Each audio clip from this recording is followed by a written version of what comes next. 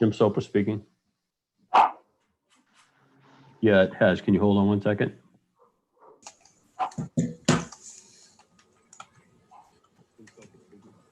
All right, it says it's on YouTube. Let me just go on YouTube. All right, yeah, we're live on YouTube. Cool.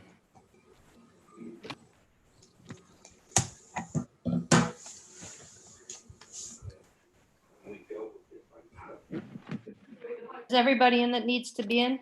I don't see David. No. Madam Chairwoman, I've got somebody on hold on the phone who needs to get in, so I'm going to collect some information from them. And Okay. I'm going to give them the address once I get that email address from them. I also don't see David. Oh, there he is up on the top. I see David. All right. So just give me a second before I Sure, get take back. your time.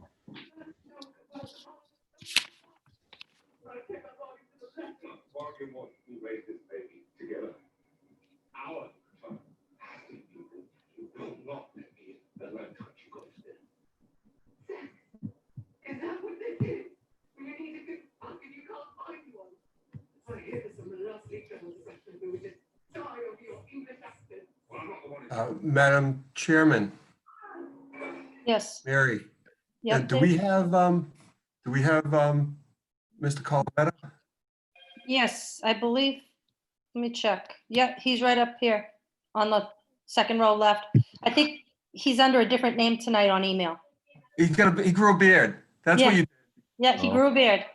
All right. The COVID beard. Trying to hide my face. Oh, maybe I should do that. Madam Chairman, I think we're all set. I don't have any David? participants from the public as of yet, and I'll let you know when I do. Okay. So am I good to open? Yes, you are. You're live, right, Shane? I see. Okay. Yeah, you're live. Excellent. All right. So good evening, everybody. I'd like to call the Zoning Board of Appeals meeting to order tonight on Monday, June 1st, 2020 via Zoom meeting and live on YouTube. Before we start reading the actual order of the meeting, I just want to review the agenda part for remote participation meeting and the rules on the declarations by Governor Baker. In response to Governor Baker's declaration of a public health emergency and the related emergency executive order dated March 12th, 2020, the Everett Zoning Board of Appeals shall be meeting remotely until further notice. The audio conferencing application Zoom will be used for this purpose. An online link and telephone access number will be provided on all meeting agendas and also on the city's website. No in-person attendance of members of the public will be permitted, but every effort will be made to ensure that the public can adequately access the proceedings in real time via technological means.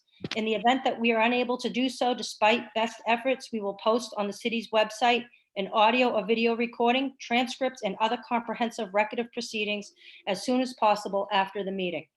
This application will permit the public to access and participate in future board meetings and hearings. Instructions for joining meetings in this manner will be provided on the city and city clerk's website. We extend our thanks for your understanding and participation in this manner, which is intended to keep the members of the board and the public safe. For this meeting, members of the public who wish to watch, listen, or provide comment during the meeting may do so in the following manner. And that's going to be live on view at 7 o'clock via YouTube. Okay. The original rules, the regular rules of order to the Board of Appeals is, I will briefly explain the procedures to follow. The clerk will read the petition. In this case, I will read the petition. The petitioner will state his reasons for requesting the variance or special permit. At that time, this is where the change is, the public meeting will be opened. We will hear all calls and all opinions, whether they are in favor or opposed to this petition. I will also read in the 4 letters that have been sent to me regarding the public hearing and on commentary. At that time, once we have the public meeting, due to meeting online via Zoom, after the public hearing is heard, I will at that time ask for a motion to table the meeting for 2 weeks in order to leave the meeting open in the public hearing forum in case anybody for some reason had technical difficulties and could not get access to the meeting. They will have time to review the meeting and whether they want to send an email, a letter, or try again at the next meeting. At the next meeting on June 15th, we will call the meeting back to order, move old table business off the record and open it back up. At that time, any new commentary, we'll review quickly what the petition is about. At that time, any new commentary from the public forum will be read in. I will then close the public forum, and the petitioner will at that time have a chance to explain or give more details to the public opinion, whether it was in favor or opposed, to explain questions that they had. Once that is done, we will continue at that point. We will go back to regular procedure, in which then the meeting will be opened up to questions from the board. It will take 4 yes votes in favor to be granted a variance or a special permit. Okay, and at this time, I'd like to introduce the members of the board. Starting, maybe we'll have Mike start, and everyone else can join in. So go ahead, Mike. Mike D'Antoni. Paul Colometta. Roger Thistle. John Fraser. Mary Gerasi, and our clerk is Roberta Super. Okay, thank you for your patience in this new way. And at this time, would like to take petition number, sorry, a lot of different paperwork. Petition number, new business, petition number 2471, Daniel Lee special permit and variance regarding 65 Norman Street, Everett, Mass. 02149. Request to remove all existing structures and construct a new building with 396 residential apartments and up to 1,500 square feet of commercial space. The apartment community is proposed to consist of 4 stories of wood frame over 2 stories of podium style parking. The property is within the Riverfront Overlay Zoning District containing 246,663 square feet, 5.66 acres. The project will provide approximately 500 parking spaces, and if the reserved parking area is constructed, up to 545 parking spaces. Plans and documents submitted as follows. And at this time, I'm going to read the denial, the denial letter. Dear property owner, authorized agent, you have requested that a building permit be issued in accordance with the appropriate provisions of the City of Everett zoning ordinance Appendix A. For the reasons outlined below, your request for such permit is respectfully denied. You have the right to request the issuance of a special permit and variances from the Zoning Board of Appeals in compliance with the City of Everett zoning ordinance Appendix A and Massachusetts General Laws, Chapter 40A. Property address, 65 Norman Street, Everett, Mass. 02149. Map parcel, GO-01-000267. Applicant, Daniel Lee, Leonard Multifamily Communities, LLC, 99 Summer Street, Suite 701, Boston, Mass. Project proposal. Remove all existing structures and construct a new building with 396 residential apartments up to 1,500 square feet of commercial space. The apartment community is proposed to consist of 4 stories of wood frame over 2 stories of podium style parking. The property is within the Riverfront Overlay Zoning District containing 246,663 square feet, which is 5.66 acres. The project will provide approximately 500 parking spaces, and if the reserved parking area is constructed, up to 545 parking spaces. Plans and documents submitted as follows. 1, application for building permit. Applications for sign permits, 1 for each building sign and 1 for the monument sign. Civil plans prepared by Bowler dated March 13, 2020, sheets C-1 to C-2. 4, setback exhibits prepared by Bowler dated March 13, 2020, sheets EXH-1 to EXH-2. 5, architectural plans prepared by the architectural team dated March 10, 2020, sheets TO-01 to A5-01. And 6, landscaping plans prepared by Verdant Landscape Architecture dated March 10th, 2020, sheet L1, and signage plans prepared by Natural Graphics Incorporated dated March 12th, 2020, sheets 01 to 04. Reason for denial. Permit was denied in accordance to the City of Everett zoning ordinance Appendix A as follows. Special permit, Section 26C6, floor area ratio. Section 26C6 provides that the floor area ratio, FAR, of a project shall not exceed 2.25, except by grant of a special permit from the zoning board. A special permit may allow for a maximum FAR of 4.0, as shown on the zoning analysis table on sheet number C-1. Overall site plan, the project includes a proposed FAR of approximately 2.5. Variances, section 17I, parking space dimensions. Section 17I requires parking spaces be not less than 9 feet in height and 18 feet in length. As shown on sheet A1.01,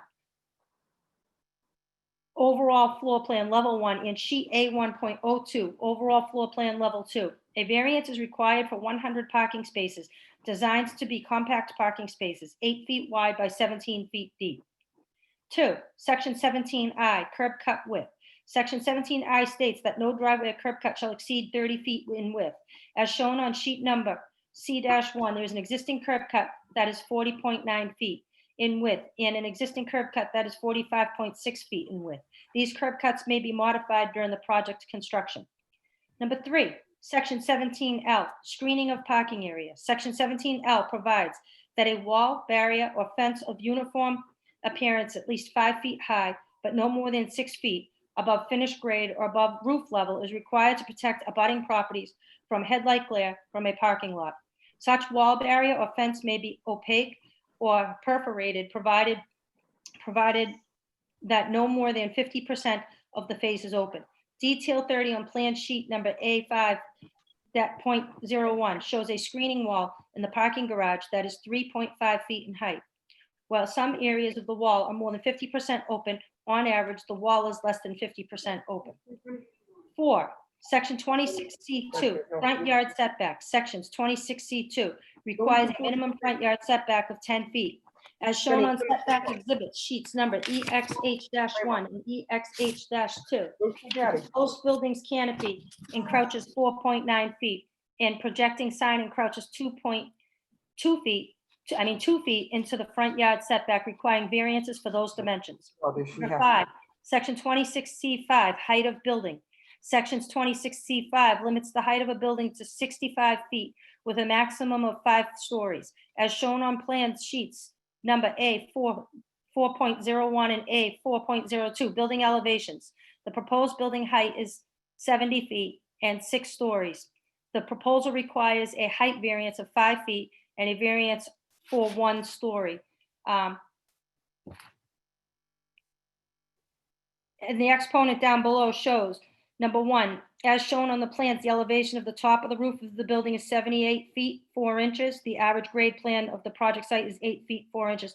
Therefore, the building height is 70 feet. Number 6, section 26D2 and 26D3, landscape buffer rear yard. Section 26D2 requires an area of landscaping 10 feet in depth as measured from the rear lot toward the front of the lot, provided in accordance with section 20C3, or a substantial opaque fence 6 feet in height in the rear yard. Section 26D3 requires all landscaping areas consist of trees and shrubs at least 3 feet in height when planted, covering at least 60% of the landscaping area, with the remaining 40% planted at any height. As shown on sheet number C-1, overall site plan and landscape plan, the project does not include the required 10 feet landscaping area across the full width of the rear yard, or a substantial opaque fence 6 feet in height in the rear yard. Number 7, 26E2 and 17A2, number of parking spaces, multifamily dwellings.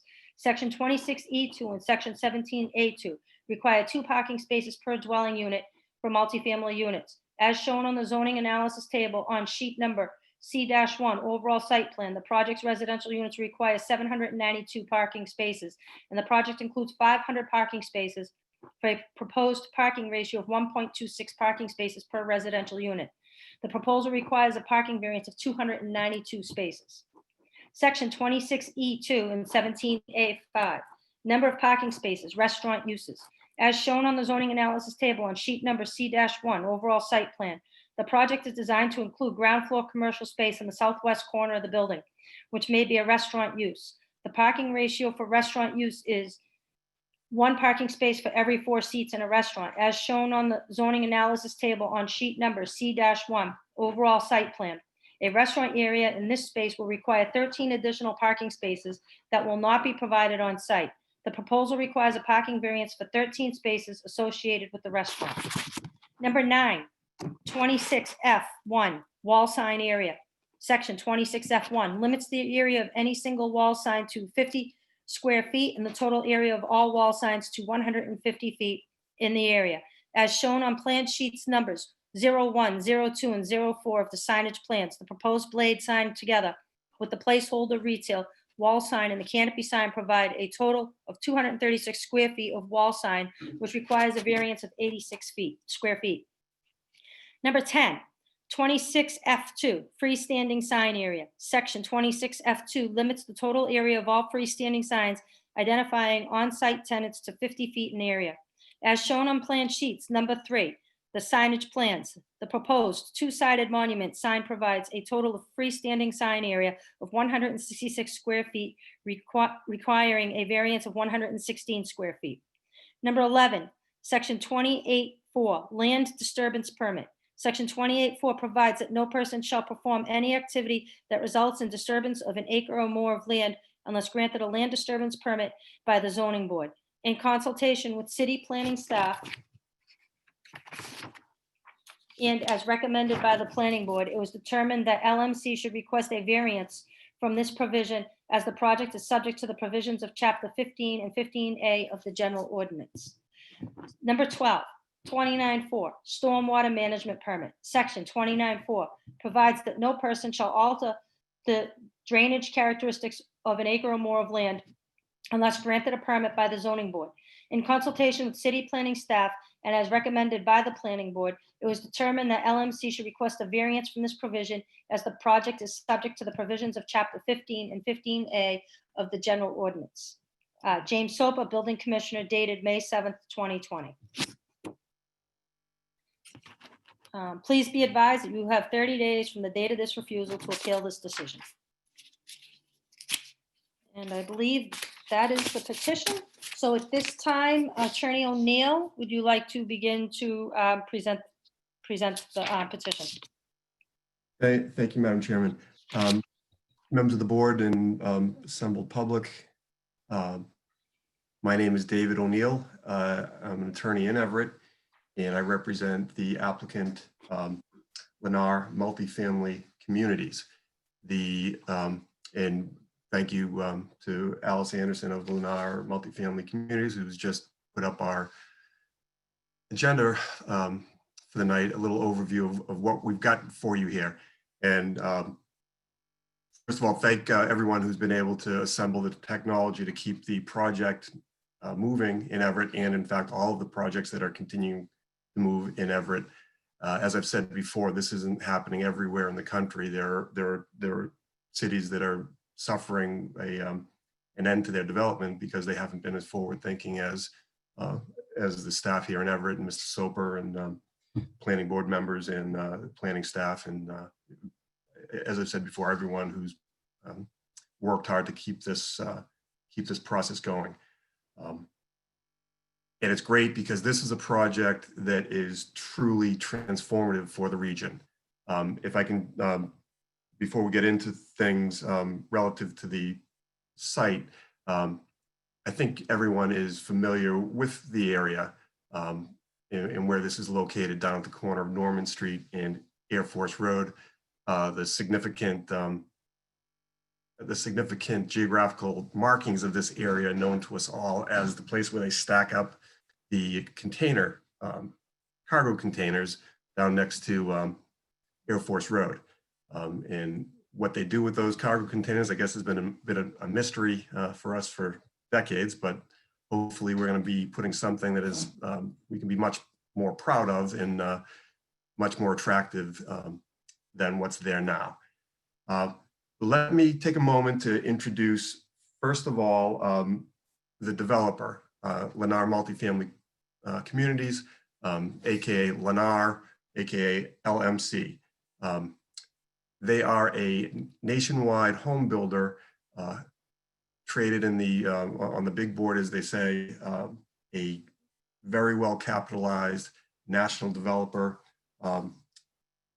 ranked number 4 nationwide in terms of property development. It's a company that's been building homes since the 50s.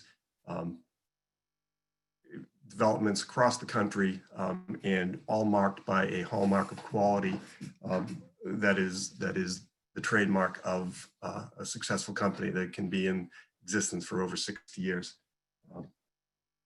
The multifamily wing of Lennar has been in existence for over a decade, building quality residential developments across the country for over 10 years. The company is a start to finish and operation designed entity. And what I mean by that is they are not a site developer who throws something up and sells it and moves on. They're not somebody who farms out their stock and therefore can take shortcuts on the quality. They are they're committed to quality, and their long track record in staying in business in the highly volatile housing industry over this time is proof of that. Their market capitalization runs to figures that are mind-boggling and not really comprehensible to me. Suffice to say, this will not be a developer who is going to come back to us and say that they have run out of money to do the project. This is a project that if the board approves our request for variance, will be built, no question. The team that is assembled here, and I know if you can probably look around your Brady Bunch squares and see who's here. And if I'm kind of focusing on what I've got, so I don't know who's here, but our co-developer, Patrick Cleary of FX Investments, is involved in the project. LMC counsel, Chris Renier of Goulston Stores, is on board.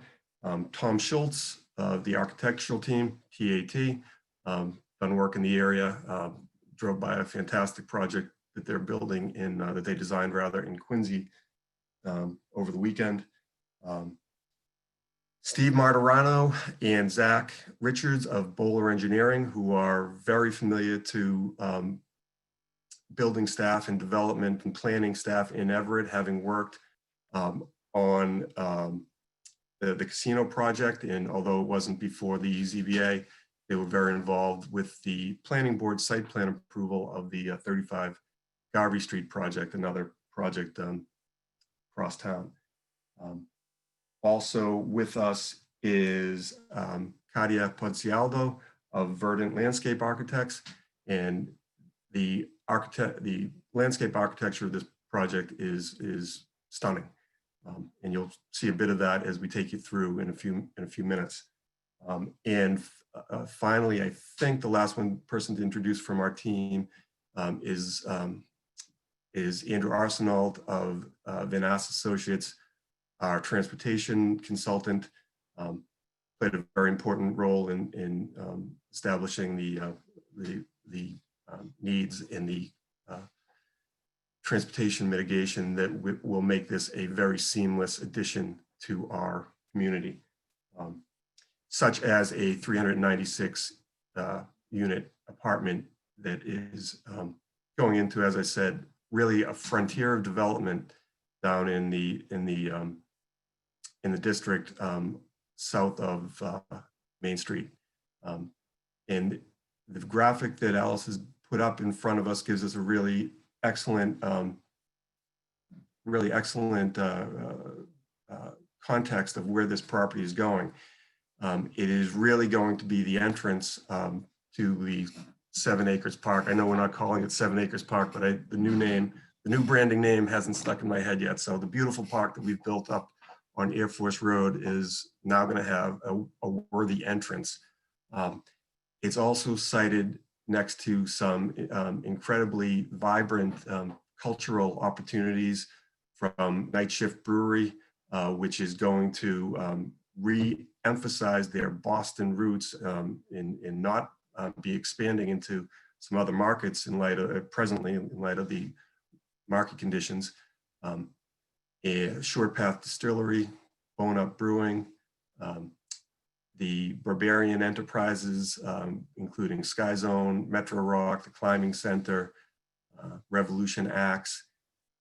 These are all neighbors down here, and also we're sited next to some other important industrial neighbors who are going to also welcome us to the area, including Boston Coach, Kumar Granite, Duncan Galvanizing, Teddy Peanut Butter. We've spoken to, I've spoken to all the people I've listed other than Kumar, and they are all excited and supportive of our project and recognize that it is great to have development continuing in these difficult economic times. That is something, as I said, that isn't going on everywhere in the country. And to have a developer who is so committed to our project that we are continuing on in this climate is a testament to the quality of the developer, the commitment to Everett, and the opportunity that this presents for a fantastic project. Now, also not lost on anyone who is familiar with this area is the proximity of our site to a major public transportation hub, the Wellington Station on the Orange Line, which is on a day like this, a walk that we would love to take, and even on a less beautiful day, a very walkable trip.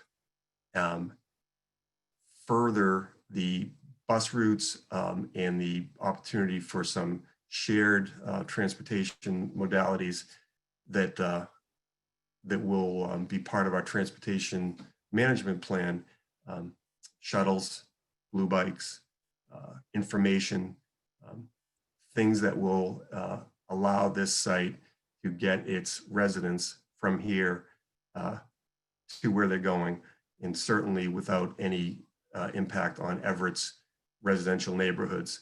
We're somewhat insulated from that by the Northern Strand Community Bike Trail, which is, by all accounts, in light of the virus issues, bikes are truly going to be a great way to get around without being at risk.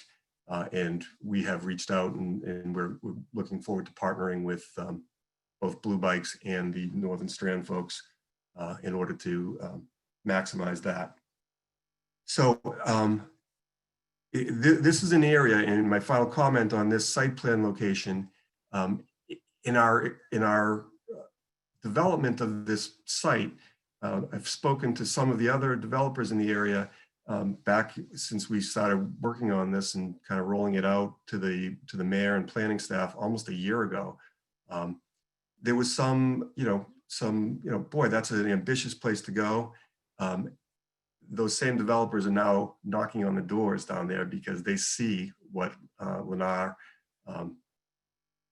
saw in this site several years ago, and have been pursuing. And I think I was remiss in not introducing the president of Lennar Multifamily Communities, Dan Lee, who's somewhere in the grid here. But he was absolutely part of that vision and part of the excitement that has convinced Lennar to continue on with this project, simply because it is going to be a fantastic addition. So that's citing us where we are in the city. There's another great view of what will hopefully be a memory and a distant memory of the cargo containers, the kind of serpentine road that is traversing from left to right. That's Air Force Road, as we all know, intersecting on the square with Norman Street, and on the bottom left corner of the graphic that you're seeing, that's the Everett City Yards, DPW, and where some of the engineering discussions have been going on. A little bit further of our background, we spent a number of afternoons with with Greg St. Louis in the engineering office. And that's really almost the tip of the iceberg of the number of state and local authorities that have reviewed this project, from the DEP, MWRA, Planning Board, Everett Conservation, utility providers. The vetting that has gone on with the project of this nature, as you can imagine, is significant. All of those approvals have been garnered, and perhaps, you know, one of the most time-consuming and ultimately most productive review processes was that conducted by Everett's Planning Board. In addition to the Planning Board meetings, where we had 5 meetings for site plan review, I think we had at least that many staff meetings with inspectional services staff and the individual department heads. It really looking at this project and recognizing for its opportunity and some of the challenges that the site itself offers, as we considered putting on this property the project that we hope to have approved. And just to plant a seed, in a moment, I'm going to turn it over to some of our professionals here. You're going to hear, just to give you I know I gave you a very kind of daunting list of people who are on the team. You're going to hear from just a couple of them, and Steve Martirano from Bowler is going to give us an engineering perspective on this property. And Tom Schultz of the architectural team is going to show us how he's kind of solved some of these problems and provided a fantastic design that will bring the kind of the level of quality that some of the other projects in Everett have required that we raise the bar for. Gone are the days when you can put up a so-so building and hope to attract quality residents who are going to make for a good project. It's kind of a good problem to have, whereby the competitive properties such as Andy Montelli's Backyard, Pioneer, 35 Garvey project have really raised the bar. And if you're familiar, as some of us are, with the quality of those projects, particularly the Pioneer and Backyard, well, those are going to be met or exceeded in this project with the added plus of 59 of those 396 units being subject to the affordable requirements of Everett's inclusionary zoning ordinance. And I know I'm going on longer than I needed to here, but one of the things that excited me most about this project was I was a bit of a naysayer when inclusionary zoning went into effect in our city. And I thought perhaps we're not going to see the kind of quality developers that we had in the Pioneer and the Backyard in light of the requirements of inclusionary zoning. And I have been thrilled to learn that not only is that not a problem, it's a welcome thing to a corporate culture of Lennar to be able to offer the amenity packages of those projects to a project that is subject to the inclusionary zoning requirements. And that was truly a revelation and a great thing to see, and really encouraging for the future development in Everett when others see what can be done under our inclusionary zoning guidelines. So I've gone on far longer than I anticipated, but I think I've given you the context. We know where it is. Let me turn things over to Steve Martirano of Bowler. If I haven't put him to sleep, Steve, you still with us? Yeah, I'm here. You almost promoted me to CEO, so I appreciate that. Yeah, or get you married to one of the boss's kids, but you know. Yeah, or that. Yeah. So Tell us what we've got. yeah, sure. So Steve Martirano from Bowler. Just wanted to sort of walk you through some of the first things I was asked to look at, or I'm always asked to look at when starting on a project is what are the constraints? What are we designing to? What are the challenges you see on a property like this? The first one's kind of obvious. The shape is not a rectangle or a square that you'd like.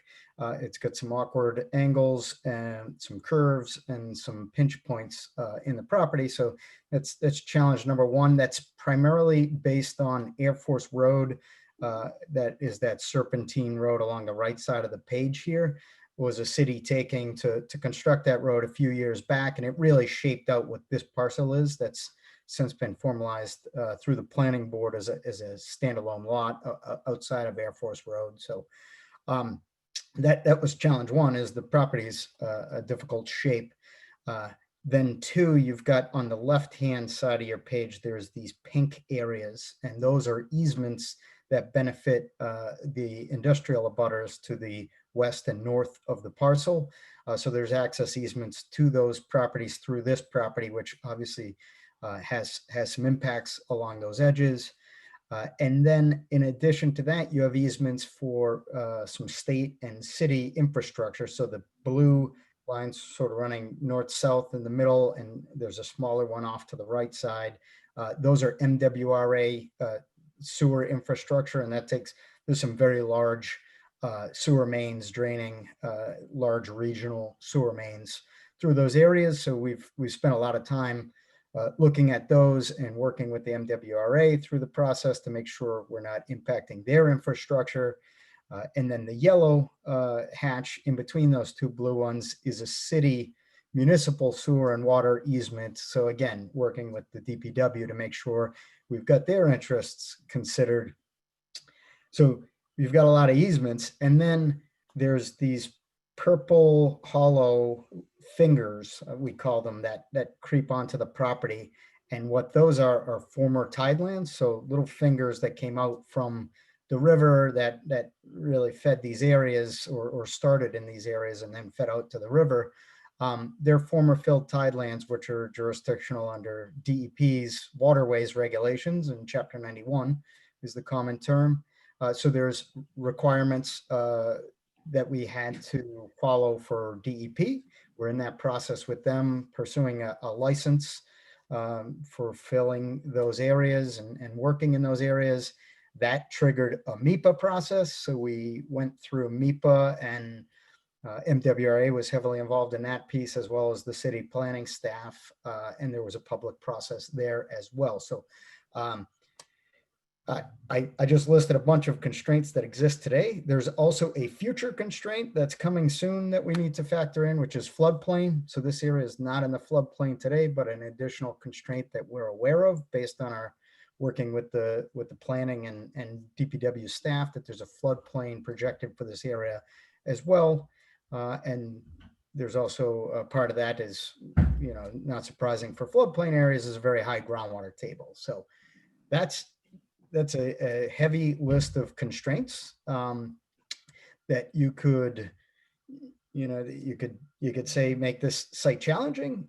We looked at it as how can we capitalize? How can we take this opportunity and create something great with it? So Alice, if you don't mind fast forwarding one slide, we'll this is sort of the culmination of all those constraints, and then how do we develop this property? Where it really drove the location of the building. It's because where the green space is just south of where the building is showing here, or page south, that's the MWRA easement. So it really sets that front edge of that building, which is a challenge and an opportunity, right? It sets us back from the road. You'd like to be right up on a road to create an urban edge, but we're taking advantage of that area instead of trying to work in between those easements, which is not supportive of the utilities' interest. And how do we make this a great, open space area? And we'll hear more as the presentation goes on of what we've done in those areas. But great opportunity out front there. Then on the backside, we're also again shaped by easements, right? We have some sizable access easements. They're for the benefit of the abutters behind us. They still have industrial activities. There is some trucking coming in there. We need to preserve their access. So we are, as a design team, taking advantage of that and putting our more trucking operations, our loading, our trash, our transformers, utilities, things of that nature are focused on that backside, more, you could call it the more industrial side of the property. So again, we're taking an opportunity of that industrial access road and really putting our more, industrial type activities on the backside of the property. And then we have our residential access off of Air Force Road, which Air Force Road was really set up for that, has curb cuts that were meant to access this property. We're reusing one of those, we're relocating one to accommodate this layout, and we're actually closing another. So really trying to work with the infrastructure that the city set up for this property and not disrupt or undo any more than we need to, and really working to enhance that. The other things that come with a project of this scale are really some utility enhancements, right? So when you're obviously for a project of this nature, you need to enhance the utilities on the site, water, stormwater, drainage, sewer. But there's some municipal benefits as well that we've been working with DPW to understand. There's some water main extensions and connections that are enabled by this project. There's a very high level of stormwater improvement and treatment and phosphorus removal that comes as a result of the project. And there's some substantial, contributions to the inflow and infiltration, which really helps the capacity of the sewer system. So some really good, I don't want to call them ancillary, but benefits that are realized by a development of this nature. So that's a summary of the constraints and kind of how we've taken some of those constraints and viewed them as opportunities and tried to develop a project that responded to those opportunities. So with that, I'll turn it over to Tom Schultz and he can walk you through the architectural elements. Great, thanks, Steve.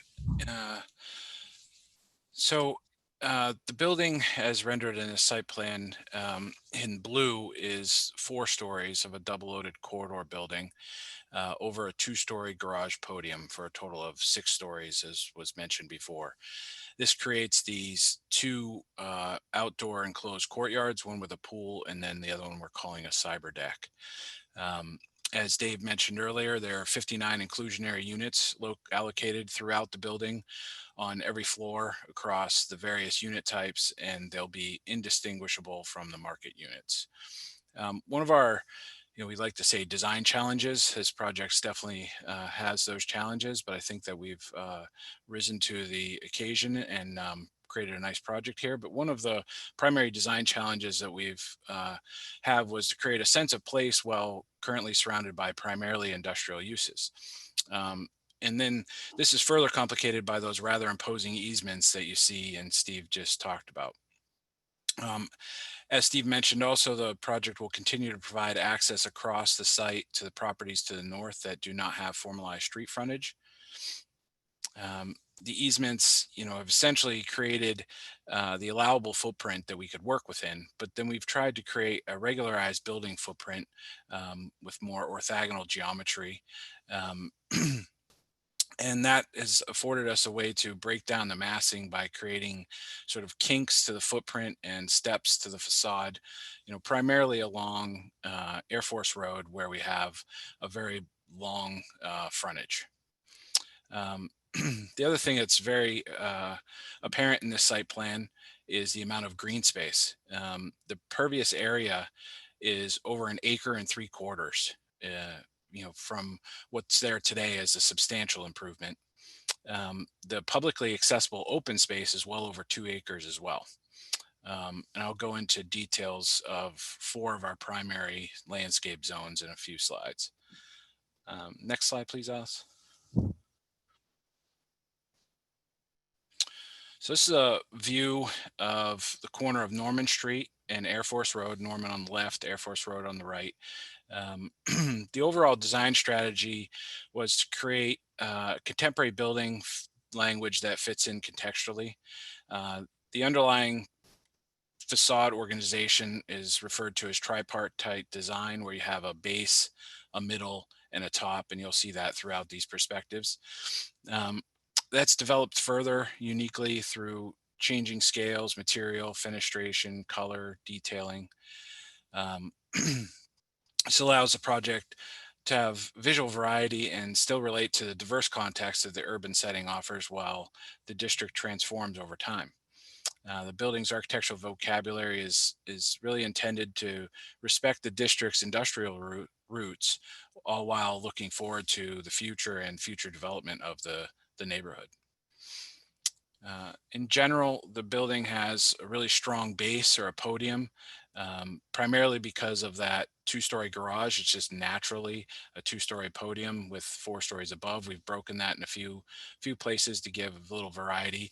As you can see here, we have a 4-story piece with 2 stories above, just to create more of a pedestrian scale along the street. The massing of the building creates that strong urban edge Steve was talking about along Norman Street, where it parallels the street and infills the existing gap between the DPW to the east and the Night Shift Brewing to the west. A street wall is not possible along Air Force Road, mainly due to those established utility easements that run through the site north to south. Thus, we've engaged the street via various landscape elements, including plazas, hardscape and softscape areas that are detailed with paving materials and outdoor seating, creating an enhanced pedestrian experience along that street. The main roof form will be flat. There's a sloping roof form that rises from the center of the site near the entrance, the main entrance along Air Force Road, up to the corner of Norman Street and Air Force Road, defining the roof deck amenity space at the building's corner. This roof deck is positioned to provide sweeping views to the Encore Casino and Boston to the south. Next slide, please, Alice. This is a perspective just further down Air Force Road, which is the main entrance, which is the bulk of the amenity space is located here. In the project, there's nearly 17,000 square feet of amenities, which include spaces such as lounges, fitness centers, yoga room, demonstration kitchens, dining rooms, work pods for people that work from home, the pool courtyards you saw before. There's a dog spa. You'll see a dog walk in a few minutes, and that roof deck that we just saw. Those ground floor amenities elements in residential lobbies will use glass storefronts as rendered here and metal frame elements that are really appropriate for an urban public space. We tried to locate those public spaces in areas of the building to enhance the street life and add eyes on the street. These spaces will really enliven the floor or the ground floor and provide an interesting and secure public journey, especially along Air Force Road, which doesn't currently have a building presence. The upper levels, as you see here, this is part of what I was speaking to earlier, where the regular geometry allows us to pull the upper floors back and recede, allowing the lower 3 to 4 floors have more of a presence along the street, so it maintains that pedestrian scale. Next slide, please. This is a view as you turn the corner from Santilli Circle past Teddy's Peanut Butter and Night Shift Brewing. The rising roof form and blade sign on the right side of the building are really designed to act as a wayfinding element coming from this side, drawing future residents and visitors and other folks down the street to Air Force Road, where that main entrance we just saw will be. This is also a great view showing how the lower 2 floors of the garage are screened along the public ways with 1,500 square feet of retail on the corner and other public entrances, building lobbies, residential units, and amenity spaces. You can also see a glimpse of the park I'm about to talk to with the blue bikes there. Next slide. So this is the little pocket park, or an enlargement of that pocket park between the 2 easements that Steve spoke of before next to Night Shift. So there's a triangular park that's created here, and LMC was trying to find a way that we can activate this space and So what we're providing is some open seating shelters and that blue bike station that's going to be relocated to the triangle for a permanent home. This will also free up an additional parking space on Norman Street as it's sitting in the street currently. There's columnar tree plantings along Norman Street, creating a regular planting grid. You'll see that the landscaping that Verdant has designed throughout the project has tactile surfaces at street level, varying materials, and really thoughtfulness of the design. Next slide, please. So this is a corner of the southern corner of Norman Street and Air Force Road. Is really to extend the existing commercial use of the block with the 2 breweries, Shore Path Distillery. This corner includes paved gathering areas, as you see in these images, minimally stepped lawn terraces that could act as an amphitheater of sorts, tree and shrub plantings to frame the space and create a comfortable environment. Secondary building entrance to the community-oriented space, walkway connections across the site to the north. Also shown here are some large open space, green space that is afforded by that easement as a public benefit for open use, such as maybe possibly a movie night or a temporary performance space. Next slide. Further down Air Force Road, we have this flexible gathering space outside the main centrally located lobby. This is really the heart of the design, the landscape design, connecting to the north via walkways to the parking area and dog park and public sidewalks, as well as to the south to that plaza we just looked at. The drop off and delivery circulation are facilitated with a two curb cut eyelid style driveway. This style of driveway provides much greater ease and circulation to the parking areas and affords people to drop off, car sharing, things like that. Next slide, please. The last portion of the landscape plan, I think, is one of the best public benefits, and it's a flexible gathering space afforded by the shadow parking that Dave will tell you about in a few minutes. It connects to the north via walkways to the parking area and to that 6-acre park that's just to the north of us, our dog park just west of us, and public sidewalks as well as the entrance and the south plaza at the corner. In general, the planning design will include a majority of native and adaptive plants to encourage biodiversity and to provide habitat and food for pollinator species. The spacing of trees along the back of the sidewalk will be a max of 30 feet on center, and it's along the back side of the sidewalk, which allows for a generous root zone in the lawn area for healthy trees and creates a greater clear sidewalk width. Next slide.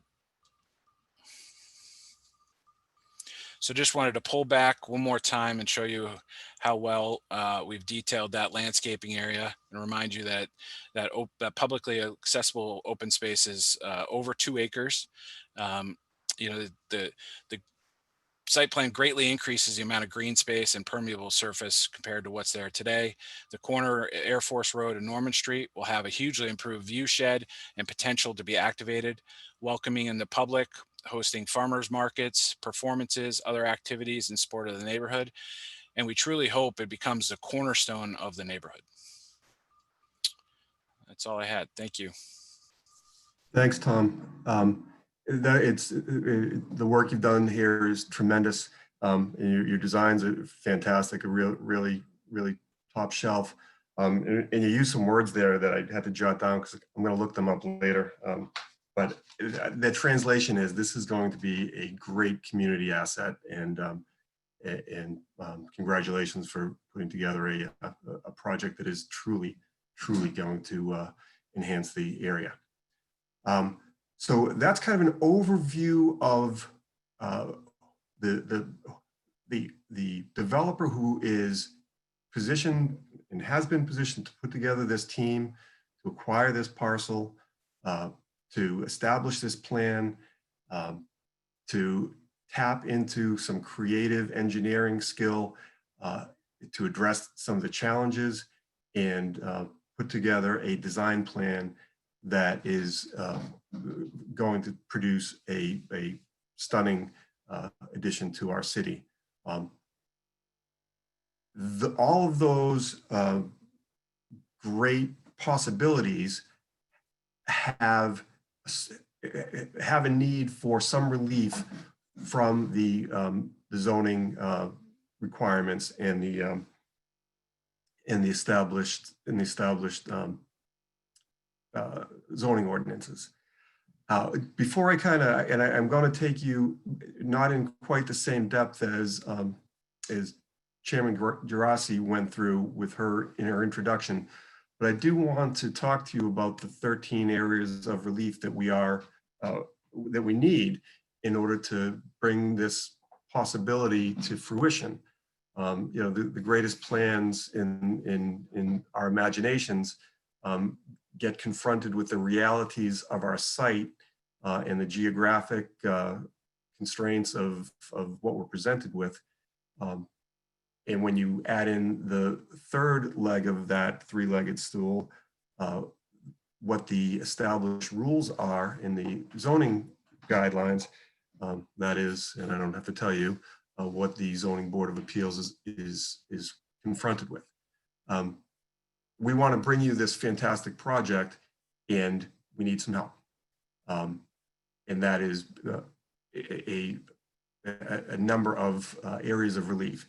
And before I go into them, while they are fairly high in number, I guess, total lift of any of these individual areas of relief is not very strenuous. None of these are really burdensome to the surrounding community. None of them fly in the face of any of the intentions of the zoning ordinances. Were this project located across the way into the commercial triangle, hardly any of this relief would be needed. And in fact, when I sat down at the beginning of this journey almost a year ago with Mr. Soper, he said something to the effect of, boy, wouldn't it be great if this was in the commercial triangle?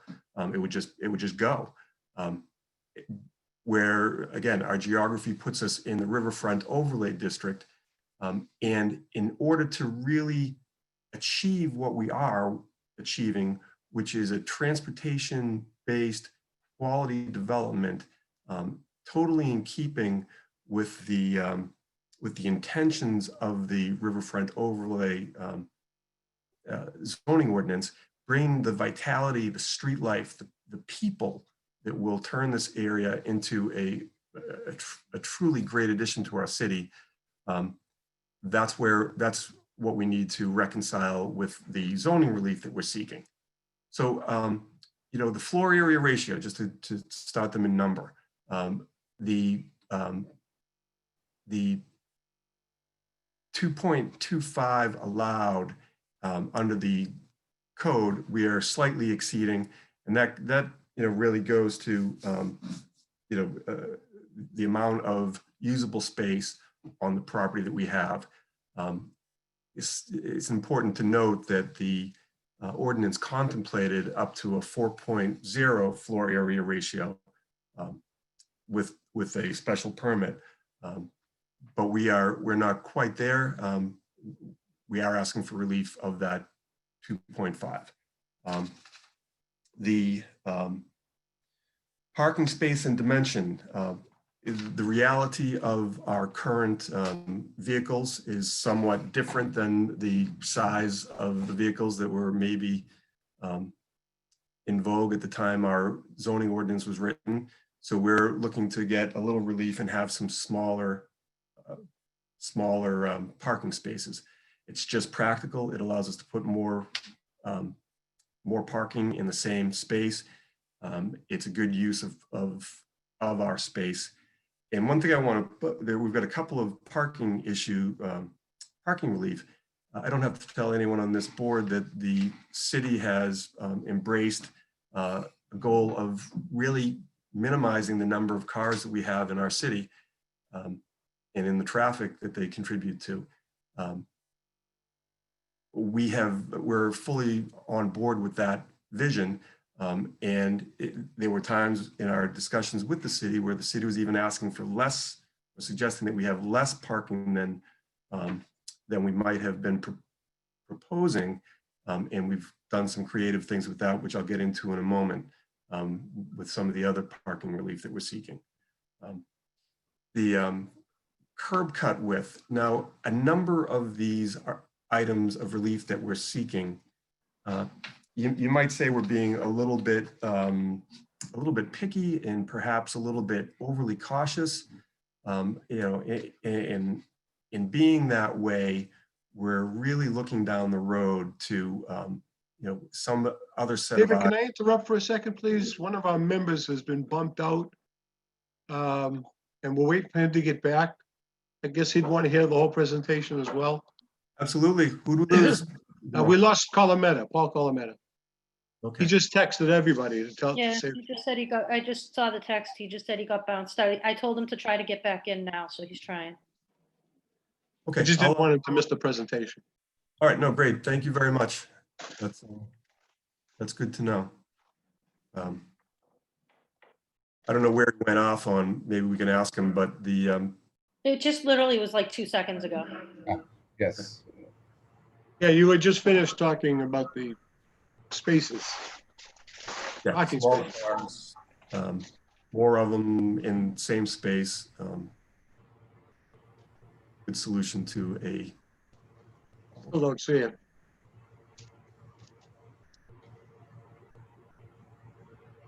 Yeah. But,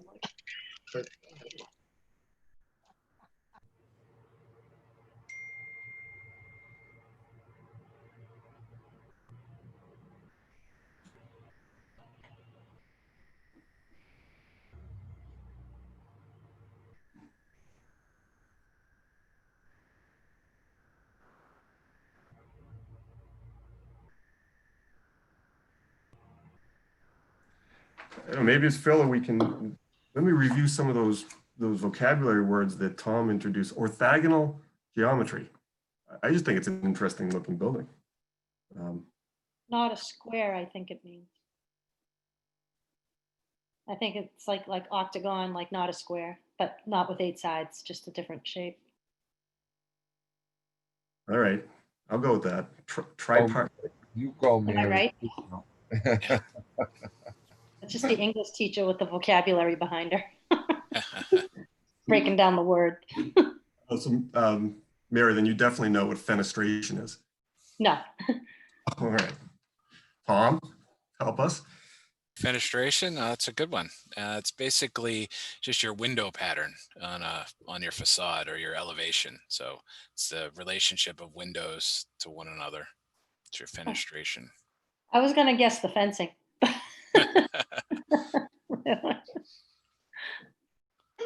and FYI, I just talked to Paul. He's still trying to get in. Yeah, I just saw that. If worst case scenario, I don't know if Robin's still here, but this is recorded and we're not voting tonight because we have to hold open the public forum anyway. So he can always watch the recording later if he has to. In the worst case scenario, if he doesn't get in soon. If that would be okay with everybody.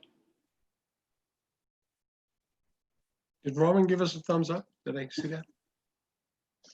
I don't, you know what, I gotta put on the full screen here for a minute, so I only have a few faces.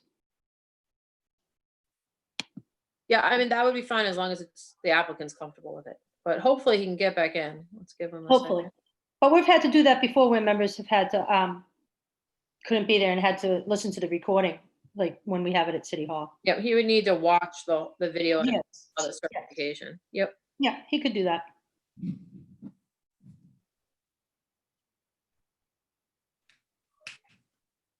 It's funny, when the presentation's up, my thing only lets me see 6 Brady Bunch faces. I don't get to see them all. Yes. Same here, You can Mary. scroll. Yeah, it's not letting me. It's weird. I don't know. I don't want to mess with it though. Oh well, whatever. If you go down on the right-hand side, Mary, On the bottom, there's a little, in the last picture, there's a little arrow. Yeah, it's kind of weird. I don't know. I think it's my computer. Normally, I don't have a problem with this, but I've been having some issues today with technology, so. Only when the, I can tell the other ones are there. It's just not letting me scroll, so I'm just gonna let it go. It's okay. as long as you can hear us and see everything. Yep, I can see everything. As long as you're not making faces at me, and I can't see you. No, I'm only kidding. Very well. Mary, did you want to try Paul? You want me to try Paul, or do you want to just continue? I'm gonna try Paul again right now, and then we'll continue, and he can always watch the video for the parts that he missed. I have the exact time he texted me, so he can go into that time on the video. Just make sure the petitioners are aware. Yeah, that we'll talk about that in a minute. Let's just see what's going on first. And I think, Mary, you also logged in with a different name tonight. He did, but I can call. So he might be having a problem with their system, you know?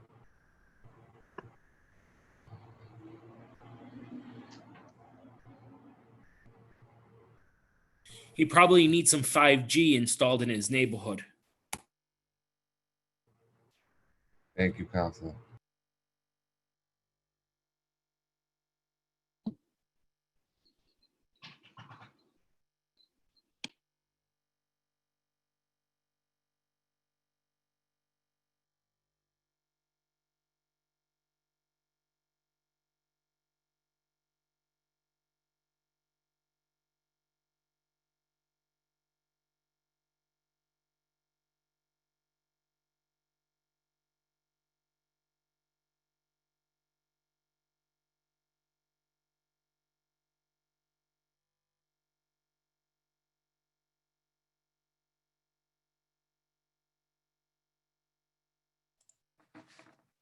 Yeah, I wonder if you can even phone in to, In or out, okay? All right, yep, bye-bye. He keeps running into a problem that says like this site is dangerous, like not with viruses or whatever, it's not safe. He logged out completely and he's trying to log back in now, so we'll give him a couple of minutes. Attorney O'Neill. Dave? yeah, yes, Madam Chair. If he can't get it on for some reason, would you guys be comfortable with him watching the video of the presentation before the next meeting? Yeah, I think that's a fine solution, and I think that 2-week time frame works well for this. Okay, yeah. We would It's just difficult with public forum, if people can't get in, it gives them an opportunity to see the video and make a comment if they need to. Yeah, That's why no, we do the 2-week I'm thing. glad we've reinstituted that 2-week public comment period. That's a good. It is when you're doing it virtually. It's a little bit different when you're in person, but for this circumstance, it fits. He's Rob- back. Yeah, it looks like he's back. He's back? I'm back, yeah. Perfect. All right, continue, please, and thank you so much for your patience. Thank you. All right, well, welcome back, Paul. We missed you. Thank you. All right, so I think I was just starting to talk about just kind of overall that while there are a lot of these requests, many of them are done out of an abundance of caution. For instance, the curb cut width, the curb cuts are existing on site. And you might say, well, perhaps you're grandfathered in and then the city can't go back and say you can't use what's already there, but rather a project of this scope, we thought it was in discussion with Mrs. Soper as well as with our team, that it just makes sense. So hence a curb cut, a variance for curb cut that is, while it's wider than is allowed under the ordinance, it is what is existing now. So we're not really, could be a change. So that's what we're asking for with regard to the curb cuts, as stated in our application. Screening of the parking areas. This is again something that perhaps is more appropriately enforced in our residential neighborhoods, where the prospect of somebody putting up a multi-level parking garage that's going to shine headlights into somebody's second floor bedroom. I think that was the genesis of that, this part of the zoning ordinance requiring screening of a parking area up to 5 feet with 50% opacity. I think we must have got that opacity from Tom Schultz. But we're asking for a reduction of that requirement to 3.5 feet in height, and that certain portions are more than 50% open. And that's just when you measure 3.5 feet up from a car, you're blocking its headlights. So we're asking for that so that the design, again, these are all requests that rise out of our geography, the shape of our lot, the ground conditions, the soil conditions that require our engineering and our architecture to address those challenges and reconcile what is possible with what is allowed through some slight variance from the established rules. Number 5 on the parking and access list of variances, as the board well knows, the fallback in most of our zones is our zoning districts is two parking spots per dwelling unit. Of course, that's not the same in all of our zoning districts. Lower Broadway and Commercial Triangle have reduced it from the 2 to different calculations. We're asking for a reduction to 1.26 spaces per dwelling, and that's going to give us 500 total spaces. We're anticipating that that's going to be workable. There was some downward pressure from planning and city staff about putting more parking on there. Tom foreshadowed to this in his discussion of the landscape. And you'll recall from the overview of the property that there is a section that we labeled shadow parking or reserved parking in the green space. So while those 500 total parking spaces may be adequate, we do have some flexibility within our parking plan to move either way from that. We could produce 45 more parking spaces in that surface exterior shadow parking area out on Air Force Road. It would impinge a bit on that 1.5 acres or over an acre of green space that we're adding along Air Force Road. But we've got an interesting mechanism that was arrived at through some input from the planning department. I'm glad to see that Shane O'Brien from the planning department is here today, and hopefully he can comment at some point on the collaborative nature of the site plan approval that really helped this project become better than it was when it rolled off when it rolled out at the inception. I was trying to say that, but when we started this. So the mechanism is kind of interesting. We keep track of our parking usage when we have 80% of the apartments used. If we're using more than 85% of the parking spaces, then we can notify the planning board that we are needing to use those 45 spaces, and shadow parking becomes realized parking. But we don't necessarily want to do that. We've got beautiful green space out there that's going to be a great amenity for the occupants of the apartment building and the public. And one of the things, not to digress from my task here of getting through this zoning relief overview, but one of the great things about this green space on Air Force Road is that it is public amenities. It's almost an unofficial entryway to the parkland behind. It's really going to be a public benefit. So anyway, that in order for us to build this project the way that we are, and again, with some downward pressure from the administration, we're asking to have relief to build 1.26 spaces per dwelling. The next item, again, is a product of the collaborative process that went on from the first discussions, and really with some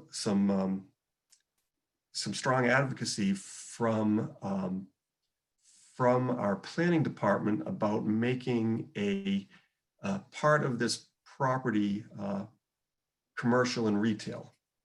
You'll remember from my introduction to Lennar, they're well known as a great nationwide residential developer. Their business is not building commercial units in retail space, although I'm not saying it's not part of their portfolio, but they're a home builder. Lennar multifamily homes, communities. But we are going to take that advice from the source, and we are including up to 1,500 square feet of retail development on the property. And that was a change from our initial concept here.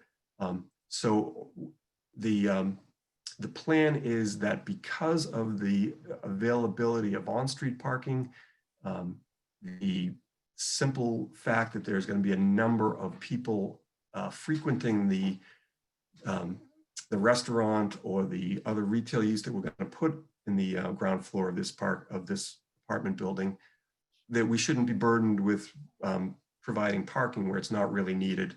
And we're asking for a full variance from what would be required if we were just popping up a commercial use here, building in a restaurant. Of course, if you're building a commercial property, if you're building a restaurant, you should be subject to the requirements of the zoning ordinance insofar as providing the parking that's needed for that.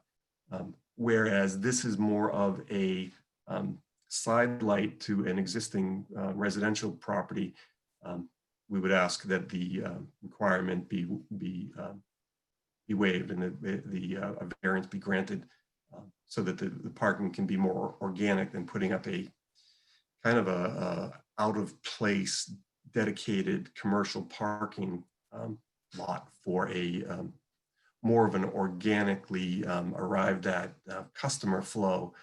If I'm making sense there, it's people aren't going to be driving and coming to this restaurant or use it to park. They're going to be here already. So that's the kind of the background and the common sense why we're asking for that piece of relief. Dimensional and front yard setback. This is where really being squeezed in by those existing easements and access and frankly drain pipes and water supply lines really were a challenge to the design. We've got to bring our property, our building kind of narrow and long rather than being situated in the middle of this lot. If we were situated in the middle of this lot, we'd be sitting on top of the MWRA's water lines and drain line, waste lines, and the project simply couldn't be built. You know, there were earlier iterations of the design that kind of straddled the MWRA line, but it just doesn't work, didn't work. So we're forced by those constraints to have the narrow and long shape that we have presented to you tonight. And that means that we can't really fit in the front yard setback, nor can we, similarly to skip the height for a moment, when we're talking about the landscape buffer in the rear yard, nor can we provide 10 feet of landscaping to the rear. That request gets to not only the shape of our lot, but a little bit of an acknowledgement of the continued industrial use of our neighbors.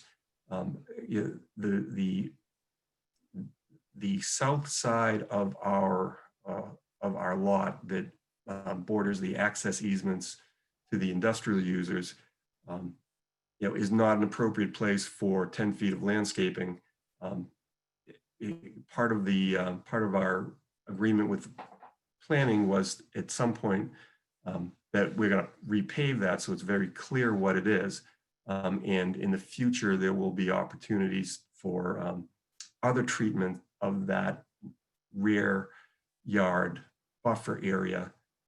However, given the urban and residential / industrial combination here, putting landscaping is simply, it would not be an efficient use of the space. So we're asking for a variance from that.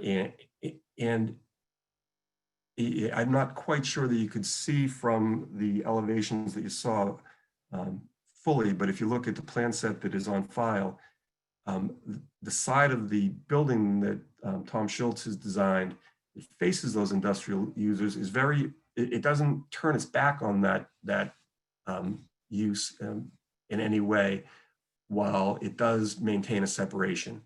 And that's in keeping with the idea behind our request for a waiver, a variance from the landscape requirement at the back. Height of the buildings, again, we're in a 65-foot, 5-story district. Were this somewhere else, it would be different in our city, but the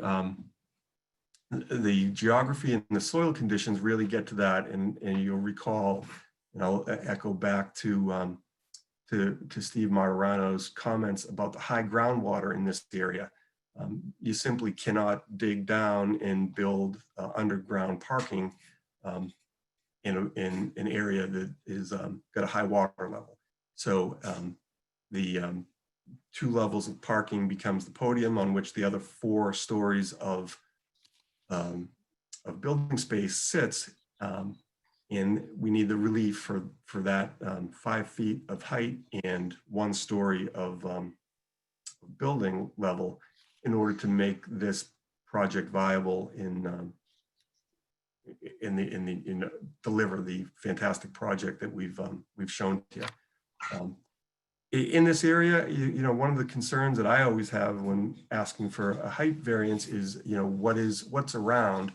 And there aren't any shadows to be cast here. This is truly going to stand as an improvement and a beacon to be viewed from the surrounding, and it's really not an issue of looming over anyone's properties. Signage section. Now, one of the things that Tom also mentioned is that we are set back from our from the Air Force Road side of our property, and we're pushed up tight to Norman Street. So the signage becomes important in order to know what you're looking at, where you're going, how to get there, and to have a good design. That is what we're asking for in terms of the blade sign and the retail wall sign to be a little bit larger than is contemplated under the zoning ordinance. And again, let's remember, sometimes we forget that our zoning ordinances might not have been as forward-thinking in graphics and what looks good and what can be done tastefully. Perhaps in the past, a big billboard was what we were trying to avoid. But I think you see from our sign renderings, these are anything but obtrusive billboards that are going to detract from the aesthetic appeal of the project, and much to rather be very attractive, functional, attractive, however, a little bit bigger than is allowed by right. Similarly, the freestanding sign, the monument sign showing the name of the property, it's a 2-sided monument sign with a large field of graphics, but again, fully in keeping with the scale of this project and the 5.6 acre site that we have to do it on. So those are those are things that come directly from the project and the constraints of locating it, given the access and other easements that we're required to work around. Section D of our little chart here gets to some engineering minutia. Not that it's unimportant, but as was stated in our site plan review decision, which I hope you've all had a chance to look at, and it's really the product of a lot of work and a lot of collaboration between all of the departments in the city and the developer and our consultants and our staff. The land disturbance permit under section 28.4 and the stormwater management permit under section 29. Those are essentially duplicated in sections 15 and 15A. And in the past, what has happened with the planning board is they're confronted with making a grant of a special permit in an area that they're really not comfortable in, and they prefer to defer to our engineering, and when I say the City of Everett's engineering staff, who are the experts, who are truly going to hold the developer to the requirements of those permits, or of the product that those permits are really designed to deliver. And frankly, the planning board suggested that we ask for a variance. If they could have given us a waiver, they would have. But again, in an abundance of caution, we're asking the Zoning Board of Appeals to give us a variance from the requirement of getting those special permits from the planning board, and to leave the administration of those engineering requirements to the DPW and the engineering department of the city. We're not, no level of oversight is being sacrificed. It's simply being left where it should be and where it always ultimately is, which is with our engineering and DPW departments. So those 13 points of variance or special permit are what is before you in our requests. And again, there are a lot of them. They're all really logical. None of them, I would suggest, are onerous or grasping from what we've been confronted with in terms of the shape of our lot, the soil conditions, the topography, the usual grounds for granting of zoning relief. Really, there isn't a project that I've seen that is more appropriately granted that relief in order to deliver the possibility of such a impressive project from a site that is severely constrained by those elements that I just talked about.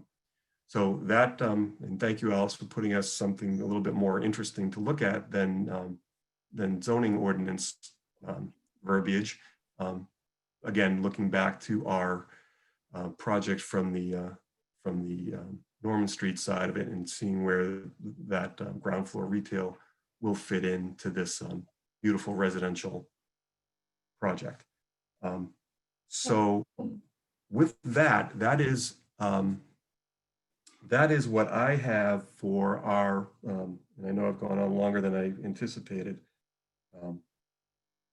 Thank that you. is, Madam Chairman, and that is a point where we can open it up. We've got quite a assembled. Excuse me, yeah, Attorney O'Neill, the planning department is actually going to, before we open it up to the public, I believe Mr. Soper said the planning department just wanted to go over a couple of things so the public would have, like you referred to the planning department, just a little bit more knowledge as well. So I'm going to turn it over to, I think it's going to be Shane. It is. It's Yeah. me. So Shane's going to review a couple of things real quickly and then we'll open it up if that's okay with you. Absolutely. Sure thing. Just giving the zoning board hi. Shane O'Brien, land use planner, City of Everett. Shane? Alice, could you take that picture down? Just, I can't see the whole screen and I need to be able to see at this point. Do you mind? Oh, Thank you're not missing much other than my new haircut. Thank you. All right. Go ahead, Shane, I'm sorry. Sure thing. So Shane O'Brien, land use planner, City of Everett. Just kind of giving an overview for the zoning board. This project was actually before the planning board. They submitted plans to the city, and we've been working with them since October 31st of 2019. I know we're already in June of 2020, which is crazy. But this is a project that came before the planning board December 9th, 2020.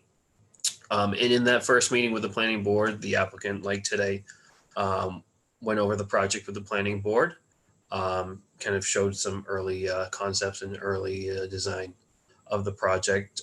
Of course, one of the big concerns was traffic, especially in kind of an area that's, tends to have a decent amount of traffic in the area. And one of the first things that our planning board did is that we sent this project for a third-party review. And then we worked with the applicant providing this information of the third-party review. So we do have a transportation report, and we worked with their transportation consultants as well for this project. So our consultant was Howard Stein Hudson, and I'd be happy to send the board all the transportation information and analysis that came about from that project as well. But kind of the overall concepts that came about from this project is we're working with the applicant for our transportation, our TMA, Transportation Management Association, that the city is developing an ordinance on to be sent in front of council at some point, hopefully this year. But it's one of these concepts where we look at the reduction of parking for the promotion of accessibility to different shuttle services and reduction of train service. And like the applicant said, it's not often that the city of Everett actually sees a true transit-oriented development where the residents of development are really close to the Wellington line, the Orange line. Usually it's a bus to another train line or somewhere to Sullivan Square. So the board originally acknowledged that as a project that's truly transit oriented, but this Transportation Management Association that the city is working on, as part of the site plan decision, they're actually locked into that as soon as the ordinance comes into fruition. The planning board also provided the recommendations as part of these variances as well. And the board, initially had some concerns about, the parking and the traffic, but as we worked with the applicant throughout the course of a couple months from December to when they were approved by the planning for the board for their site plan review, March 9th. So about a 3-month process with the planning board. The planning board in its entirety, all 5 members, approved the project through the site plan review, and also, recommended that all the variances that the applicant provided to you, which included the floor area ratio, compact parking spaces, area of the parking spaces, height of the building, the lack of landscaping on the rear and side set lots, the parking counts, and the sections in accordance to 28 and 29 be recommended to have variances for those projects. But as we say, those are recommendations. But there was a thorough review process both with the department and the planning board. And as you may have seen with the site plan review decision letter, there's a lot of real meatiness to it that we have required prior to construction. Site utilization plan, road and dust control plan, working with engineering for the stormwater management, and acknowledging that the site has some truly unique circumstances around it with the watershed there and the amount of easements on there. It was a difficult site for the applicant to kind of really design, and us as the planning board and the department acknowledged the difficulty of the design and some of the issues in terms of parking, and but understanding as well, that there's ways to kind of keep that parking number down, because the two spaces per unit is kind of a high number in that area, and for that project to kind of reach that point, we saw that this project would be getting larger and larger and have more parking and parking, like a 2-story parking garage, and really wouldn't have that presence in the public realm that we were kind of anticipating with recommending this restaurant retail space on the first floor and this kind of landscaping area to the side as well. That would have this, it would be owned by the applicant, but, would be also used with the public sector. It's kind of strange saying it now in a kind of a COVID-19 world where people, aren't supposed to be hanging out, but, we see this project when it's built and once it's fully designed to have a more lively corner in that area and to acknowledge the activity over there with the restaurant across the street and the multiple distilleries and breweries in the area as a really active area, especially with River Green being up the north area, where they just opened up their first canoe launch pad. So people are, I hope not as we speak, but due to the nice warm weather, a lot of people are canoeing along the river. So we've reviewed the project and we acknowledged a lot of the hardships that were as part of this project. We did recommend that the applicant move that Blue Bikes location off one of the parking spaces to have one of the parking spaces back on Norman Street and put in that little pocket park area. The applicant's going to be also providing, as part of their request for, variance, ratio of 0.5 of covered bike parking for spaces per unit. So for every unit, they're going to provide half a bike parking space inside their site. And just speaking on that shadow parking as well, we did put a provision in our decision letter that, upon initial occupancy, that 80% of the units for a period of 2 years, the applicant shall monitor the utilization of the parking spaces for the project, because we do acknowledge that people will be taking the train and that the parking fees will be unbundled from the rent, that may kind of have some renters not want to have a car just due to some location to train access and, around the city to Boston. And if either the study shows that the parking utilization of 85% of the more of the existing parking spaces are confirmed, that we would recommend that parking, that shadow parking lot be built. We acknowledge that we kind of, from our perspective, we want to kind of reduce that parking for this project, but we do acknowledge that we're still in an automotive world where everyone drives everywhere. So we do have the consideration of that shadow parking lot, as well as, having a restaurant space there to consider that as well, for some parking. But we assume, just based on some of the information that we got from the Howard Stein Hudson third-party review, is that that shadow parking lot may not be necessitated, but we would just want to make sure in case of, the traffic trends are maintained in terms of people having cars and for the spots in the property.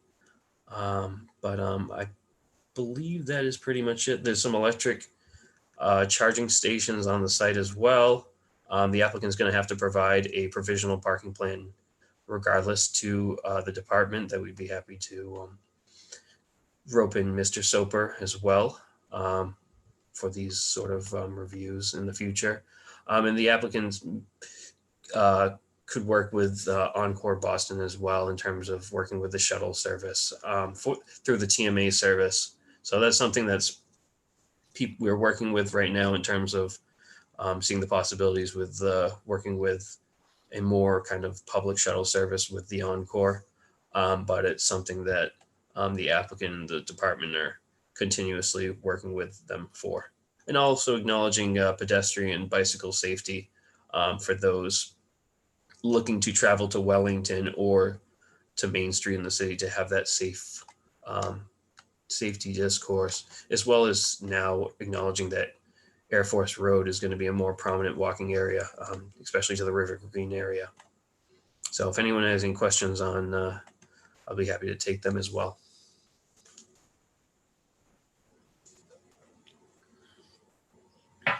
Is everybody all set? Is everybody all set? Okay, and so at this time, thank you very much, Shane, for your presentation and your support.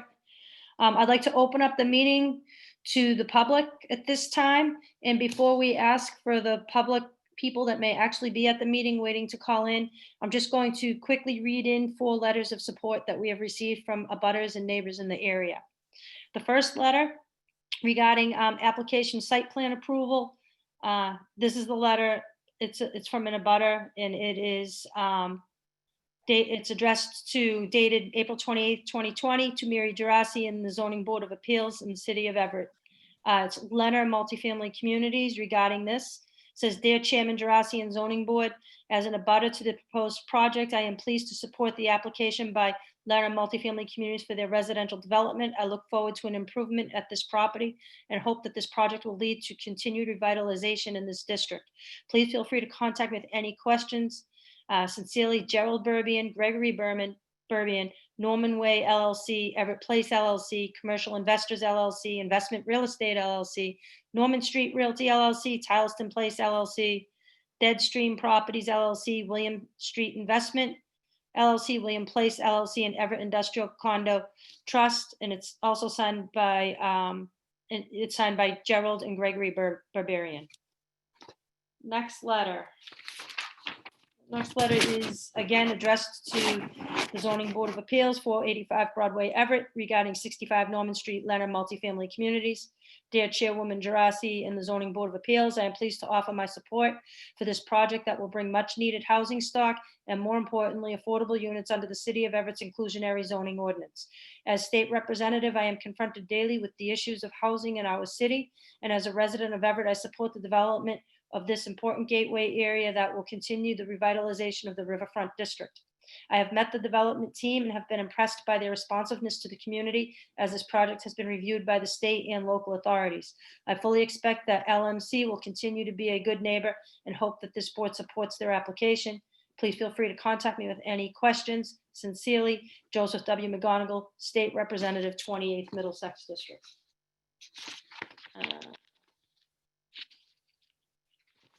And the next letter, again, addressed to the Zoning Board of Appeals, 485 Broadway, Everett, Mass, regarding the application for site plan approval, Leonard Multifamily Communities, owner 65 Norman Street, LLC.